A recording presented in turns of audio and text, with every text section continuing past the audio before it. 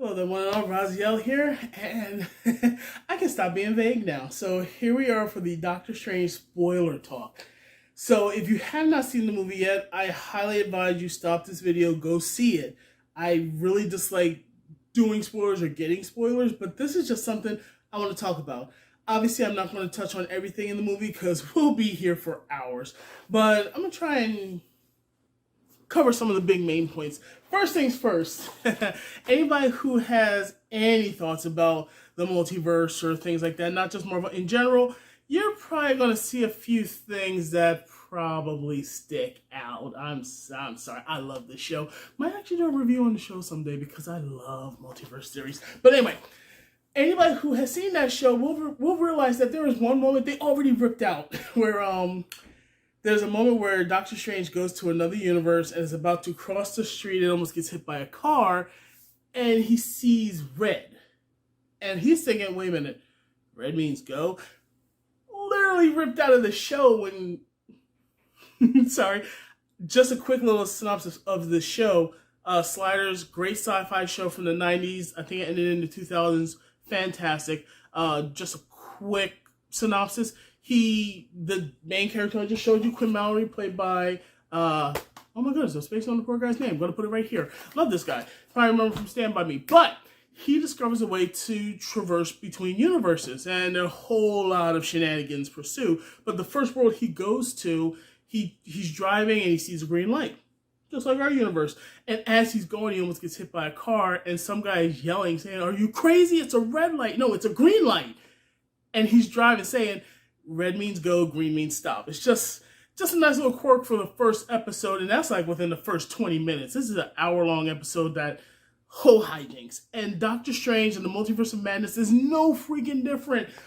One of the roller coasters I was talking about is there's a moment, you see it in the trailer where it looks like his face is coming apart like cubes. That's because he and the main character, America Chavez, we'll get to that. America Chavez, they've been forced through multiple universes. You see an animated one, a noir one, futuristic one, a hellscape one.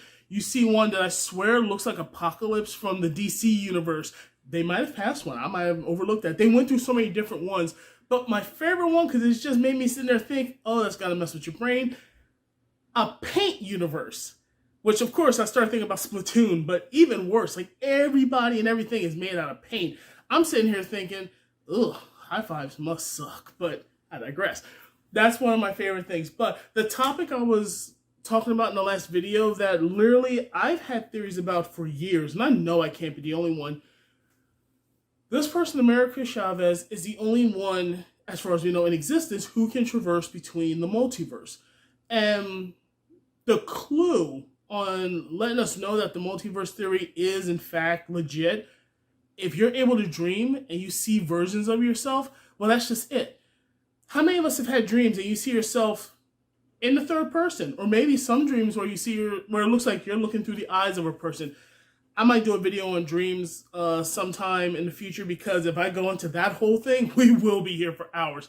The point on that, though, is they reveal that dreams aren't dreams. When you go to sleep and you're having a dream, let's just say, I don't know, you're a pizza delivery guy. You have one dream where you're married to, I don't know, the girl or guy of your dreams from high school. 3.5 kids, whole American dream life, white picket fence, dog, all that goodness. Or some nightmare where you're being chased. Apologize to all the, I believe it's called chlorophylls or whatnot, or chlorophobia. I apologize. Say you're being chased by a killer clown from outer space and you're trying to shoot him, but for some reason your gun turns into bubbles. It's possible, by their explanation, it's possible that every single one of these dreams was not a dream, but somehow you mentally jumping into one of your multiversal selves. And just thinking about that, I love the theory. That said, it has me thinking, anybody who's into lucid dreaming, how many times have you had a dream, realize you're in the dream, and then because you're lucid dreaming, you do some of the dumbest crap because mentally you're thinking, it's a dream, who am I hurting?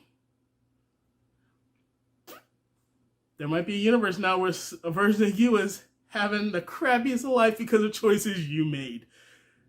Oops. But aside that. Other things. The trailer, I saw only the first trailer. Now, me personally, I've talked about, what did I call it? Not traileritis. Maybe it was traileritis. It's been a while. But I don't like to watch past the first trailer because they spoil too much. They show too much. Perfect example, I think I even said back then, was Superman v. Batman, or switch that around, where the first two trailers was fine, as you gave us enough story, but then by the third trailer, we realized Doomsday comes in. Granted, this Doomsday was garbage, but at the same time, you should have left that out and let that be a surprise. This was no different. After hearing about it, I went and looked. Some of the TV spots, okay, people, big time spoilers coming, I've warned you, go see the movie. Now, there is a point in the trailer where we see Baron Mordo show up. Now, anybody who's seen the first one realized, oh crap, Baron Mordo is here. That's going to be a problem because he vowed to get rid of sorcerers and wizards because of his feelings with the Ancient One. He feels he was betrayed, and so because he had some hurt feelings, that means all wizards and sorcerers need to pay. I'm tired of these type of villains, and we're going to get to that soon. Anyway, but the trailer makes you think, oh no, Baron Mordo's going to be the epic bad. Again, spoilers. It's not him. When they see this version of Baron Mordo, duh, it's a multiverse. This version of Mordo did not go through the hoopla that his did. So he starts off all cheerful. Oh, my brother, welcome. Turns out, sadly, their Stephen Strange had died fighting Thanos. I guess similar to ours, maybe he gave the Time Stone, but who knows what story they told. We're going to get to that. Nevertheless, he greets him as a friend and says, I knew you were going to come someday. Your other version said so. Sadly, he's not here. And you think, okay, it's not going to go so bad. Not really a twist, but a little surprise. He drugs Strange and America, and now they're in these, what did she call them? Basically strong fish bowls. Which sounds like it sucks, but then she says something, which yet again, with multiversal theory, I don't think I made that word up. It just keeps coming out. With multiverse theory, she says something that you really don't hear too often. I actually think Sliders even touched it at one point, but take myself. This is Earth. We'll just call it Earth 7. I literally pulled that number out of nowhere. But Earth 7, I find a way into universe 12. What if that universe didn't have a certain bug going around that we've had going around the past few years, and then I go to that universe, and now I may be fine, but I could be, I don't know, what is it, asthmatic, or I got it on my clothes or something. Hi, nice to meet you, random why are you coughing? What's wrong? And now I've just brought, won't say the word, I brought tragedy or calamity to that universe. These are things one would have to think of. Don't even get me started with on how we can mess up with time travel and not the original Step on a Mosquito. I'm talking about going to past and, oh no, America was never made because I coughed or I sneezed or I don't know, a dog came after me and I choked him with a leash or something. Nobody panic. I would never do that. I'm just saying, if the slightest thing can cause travesties when it comes to certain, how do we say, certain scenarios that, as far as we're concerned, probably will never happen. I wouldn't mind it though. Anyway, so back to Baron Mordo, he drugged them because their version of Stephen Strange said, if any more versions of me show up, take precaution. Now, granted, this Baron Mordo, he's not a crybaby like ours. And I'm going to say ours because the versions that we're always watching in the movies, we'll just say that's our universe. But he's not as much as a crybaby, but he's an arrogant so-and-so, which turns out to be the main theme for the other people in his group, which they shout out. It's not the Agents of S.H.I.E.L.D., it's not S.H.I.E.L.D. itself, it's not the Avengers, it's not even Hydra, it's the Illuminati. Now, I say the Illuminati, obviously everybody's thinking, you know, the all-seeing eye and all that from our universe. It's not that one. It is the Illuminati in the Marvel Universe is a combination of the smartest people in the Marvel Universe, minus one. I forget it. Minus Bruce Banner and the Hulk. You want to understand why? Look up Planet Hulk, look up Sakaar. You get a hint of it in Thor Ragnarok, but not completely. But still, great story. Animated movie to check out, people. I'm just like, you know, Planet Hulk, look it up. Very good. Anyway, The Illuminati contains the most intelligent people. That in this case, that included Barry Mordo, Reed Richards of the Fantastic Four, played by the guy from A Quiet Place. I am so spacing on his name, but he was also in The Office. Which I ain't gonna front. He did Reed Richards pretty well. Not against anybody else who's played them. They can only do what they can with the script they have. But appearance, attitude-wise and whatnot, he was really good. This is why you want to watch the What If. Agent Carter was there, part of the Illuminati, which was fantastic. I love seeing Peggy Carter in that getup. She looks so cool. Might be fanning a bit, my bad. You also have Captain Marvel, but not the Brie Olsen version. I feel bad. I'm so spacing on the girl. Not the one from WandaVision, but her mother became Captain Marvel. And you had, I'm probably going to tear this name apart, Blackguard Boltagard, also known as Black Bolt. If you saw the Inhumans TV show, sorry, but this is another version, obviously multiverse. Now, the thing they messed up on is just like on the show, his voice. This is a guy whose voice is so strong that the simple word peace being whispered is enough to destroy an entire city. We see him use his voice saying the word "I'm sorry," and all he does is wipe a person out of existence. You should have destroyed half the planet or the continent, but I'm digressing. And then the last member, Patrick Stewart, came back as Charles Xavier. Not just Charles Xavier, not the one from the Fox movies. Maybe he was, I don't know, don't care. But he's the one from the animated show. He had the chair, the hovering wheelchair. I don't know. And to make it even better, so was doing fan service.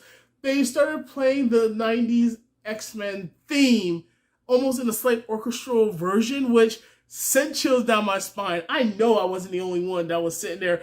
I wanted so bad to scream, heck yes. And I heard a couple women squeak. It was just one of those moments. Sadly, he's not in the movie that long, but just seeing him, I don't even care if they do end up bringing the mutants to the Marvel Universe. If so, cool, I'm in. But even if they don't, I love that fan service. Now, sorry, that was a lot of fanning, wasn't it? So, try and keep this under 20 minutes. Going back to the fact that this was also a horror movie, it was done perfectly. Again, if you do not know Sam Raimi in the realm of horror movies, check out the Evil Dead series. That is a perfect example. And you're probably thinking, a horror movie that's PG-13, it's been done before and it usually doesn't work. Here it works, because if anybody, Sam Raimi can make a gory, horrifying horror movie without that much blood. And again, I've been doing this whole video now, so no surprise, spoilers. The entire Illuminati, except for one, is wiped out. And the way she takes them out, again, for PG-13, granted, it's still horrifying, because when you see what's done and you realize what's being done, it's like, oh, we see people being bifurcated, heads exploding, 2 of them, person being crushed, another person getting his neck snapped so bad that his head almost does a 360. It's like, it was absolute carnage, and I absolutely loved it. Sounds wrong with me, I know. But still, being a comic book movie, I completely skipped over a step where I was talking about Barry Mordo being the villain. He really isn't. This is the part that kind of hit me hard. Wanda is the freaking villain. And again, going back to the whole, why are you a villain and all that, she wants her kids. Now, I am not a parent, so I obviously do not understand. But what happens here is, if you've watched WandaVision, you saw the last episode that she had the Darkhold, and apparently what she was doing, she was pulling a Stephen Strange, looking through all the other universes where her kids were legit. Because in this universe, she made her kids via magic, and when she put things back the right way, sadly her kids went away. Obviously, this must have really hit her. Again, not being a parent, I don't get it, but just seeing how some of my friends act with their kids, I can't even begin to imagine how much it would hurt to have, what is it they say? Better to have loved and lost than to have never loved at all. I'm pretty sure any parent would probably tell you, bite me, because it wouldn't apply. I mean, the stuff that this woman does, like I just mentioned, the whole slaughter that happened, she's done so much worse throughout this movie. If you think about it, there are so many lives that she took out in this movie. Most of them are just like ambient background people that we probably won't even realize. But when you stop and think, she's taken out so many people just for the sake of spending time with her kids, to the point that she is debating wiping out another universe version of herself to take her place. That's not just dark. That's insane. I mean, and you see something like that, and I don't know, just me personally, it had me sitting there thinking, if I was in her situation, could I really go that far? I obviously can't say yes or no. It's not even the fact that I'm not a parent. It's just the fact that, sad to say, like, I mean, nobody in particular, but like, I can't imagine going this insane for anybody in my life. And it's only because I wouldn't want anybody to go this insane for me. I mean, but again, you see, everybody sees it from their own point of view. My point of view, I guess, I think too logically towards it, but that's where the problem comes from in this movie. Although Wanda's the villain, she gets a slight pass because it's mentioned that the Darkhold corrupts your soul. So obviously logic's out the window, common sense is out the window, and emotions, for the most part, are out the window. So when it comes time for the final fight scene, which is freaking fantastic, a little bit more horror in there. Again, watch the what if and you'll understand why. But Wanda decides, due to situations, I won't spoil everything, due to situations, she decides to do the right thing.